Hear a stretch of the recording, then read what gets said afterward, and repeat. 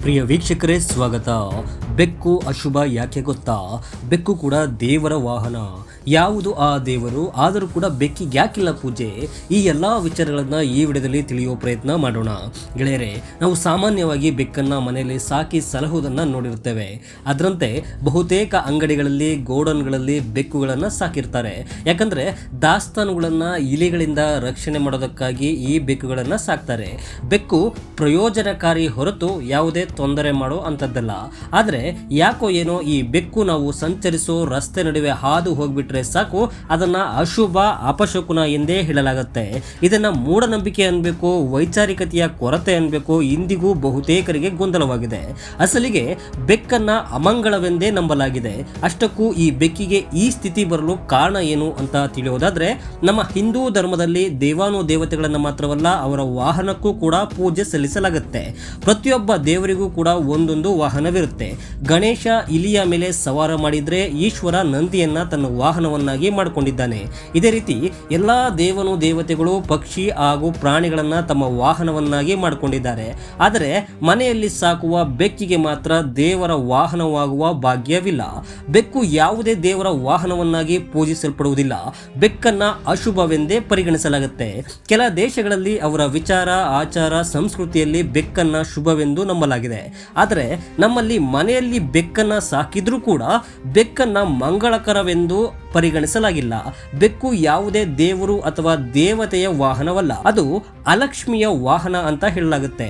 ಪುರಾಣಗಳ ಪ್ರಕಾರ ಸಾಗರ ಮಂತ್ರದ ಸಮಯದಲ್ಲಿ ಲಕ್ಷ್ಮೀ ದೇವಿಯ ಮುಂದೆ ಅವಳ ಅಕ್ಕ ಅಂದ್ರೆ ಅಲಕ್ಷ್ಮಿ ದೇವಿ ಅಂದ್ರೆ ದರಿದ್ರ ಲಕ್ಷ್ಮಿ ಅವತಾರ ಎತ್ತುತ್ತಾಳೆ. ಅವಳು ಸಮುದ್ರದಿಂದ ದ್ರಾಕ್ಷಾರಸದೊಂದಿಗೆ ಹೊರ ಬಂದಿದ್ದರಿಂದ ಅವಳು ರಾಕ್ಷಸ ಶಕ್ತಿಗಳ ಆಶ್ರಯವನ್ನ ಕಂಡುಕೊಳ್ತಾಳೆ. ಆದರೆ ಲಕ್ಷ್ಮೀ ದೇವಿಯು ಭಗವಂತ ವಿಷ್ಣುವಿನ ಆಶ್ರಯವನ್ನ ಕೋರ್ತಾಳೆ. ಹಾಗಾಗಿ ಅಲಕ್ಷ್ಮಿಯನ್ನ ಅನರ್ಹವೆಂದು ಪರಿಗಣಿಸಲಾಗುತ್ತೆ. ಇತ್ತ ಲಕ್ಷ್ಮಿಯನ್ನ ಸಂಪತ್ತಿನ ದೇವತೆಯಾಗಿ ಪೂಜಿಸಲಾಗ್ತಾ ಇರುತ್ತೆ.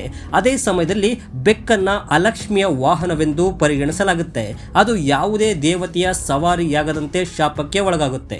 ಅಲಕ್ಷ್ಮಿಯ ವಾಹನವಾಗಿರುವುದರಿಂದ ಮನೆಯಲ್ಲಿ ಬೆಕ್ಕಿನ ಆಗಮನವನ್ನ ಕೆಟ್ಟ ಶಕುನವೆಂದು ಪರಿಗಣಿಸಲಾಗಿದೆ. ಮನೆಯಲ್ಲಿ ಬೆಕ್ಕನ್ನ ಸಾಕುವುದು ಕೂಡ ಅಶುಭ ಅಂತ ಹೇಳ್ತಾರೆ ಹಲವರು. ಇನ್ನೊಂದು ಕಡೆ ಬೆಕ್ಕನ್ನ ರಾಹುವಿನ ವಾಹನ ಎಂದು ಕರೆಯಲಾಗುತ್ತೆ. ಜ್ಯೋತಿಷ್ಯದಲ್ಲಿ ರಾಹುವನ್ನ ಅಶುಭ ಗ್ರಹ ಎಂದು ಪರಿಗಣಿಸಲಾಗಿದೆ.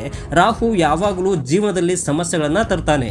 ಅದಕ್ಕಾಗಿಯೇ ಬೆಕ್ಕನ್ನು ಸಹ ಅಶುಭವೆಂದು ಪರಿಗಣಿಸಲಾಗಿದೆ ಎಂದು ಹೇಳಲಾಗ್ತದೆ.